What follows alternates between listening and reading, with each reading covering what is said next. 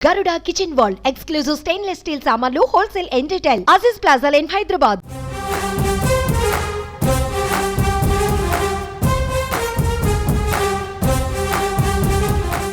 ఏపీలో కూడా ఒక నిరుద్యోగ యువతి యూట్యూబ్ స్టార్ రాబోయే ఎన్నికల్లో పోటీ చేస్తా అంటోంది. బర్రెలక్కలానే నిరుద్యోగ యువత తరపున తాను పోరాటం చేస్తానని ముందుకొస్తోంది ఓ యువతి.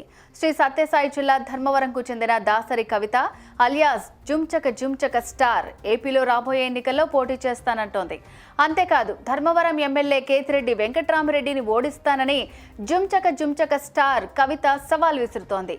10 హామీలతో ఏకంగా మేనిఫెస్టో కూడా రిలీజ్ చేసి అందరినీ షాక్కి గురిచేస్తోంది.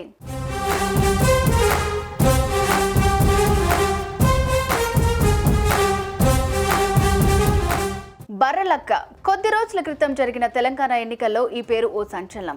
రీల్స్ చేసుకునే ఈ అమ్మాయి తెలంగాణ శాసనసభకు జరిగిన ఎన్నికల్లో కొల్లాపూర్ నుంచి ఎన్నికల బరిలో దిగి రాత్రికి రాత్రే దేశమంతటా సంచలనమైంది.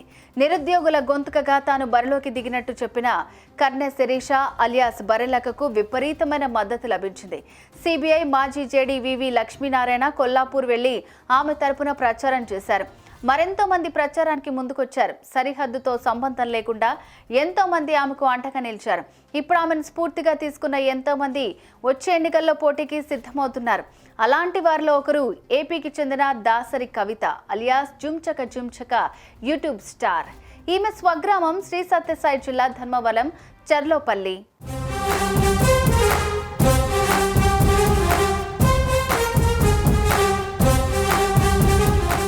దాసరి కవిత పోటీ విషయంలోనే కాదు మేనిఫెస్టోలోనూ తెలంగాణ బర్రెలక్కను ఫాలో అవుతోంది.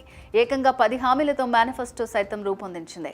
ధర్మవరంలో ఎమ్మెల్యే కేతిరెడ్డి వెంకట్రామరెడ్డిని ఓడించడమే తన లక్ష్యమని కవిత పేర్కొంది.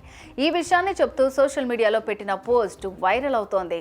దాసరి కవిత తొందరలో 2024లో ఎలక్షన్లు వస్తున్నాయి కదా.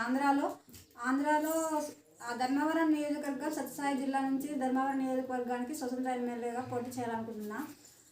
సో నన్ను మీరు గెలిపిస్తే నేను ఏమేమి చేస్తాను అనేది ఒక మేనిఫెస్టో రెడీ చేసా.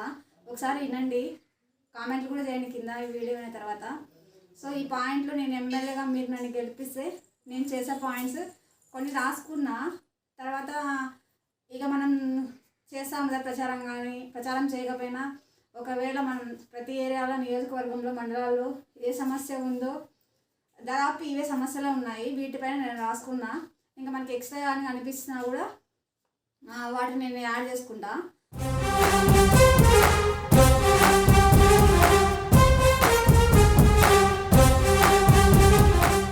ఇక కవితను ఫాలో అయ్యే వారి సంఖ్య కూడా అధికంగానే ఉంది. ఆమె యూట్యూబ్ ఛానల్ కోసం కంటెంట్ తక్కువ ఉన్నా కామెడీ ఎక్కువగా ఉండడంతో వ్యూస్ లీకేజ్ ఎక్కువగానే కనిపిస్తున్నాయి.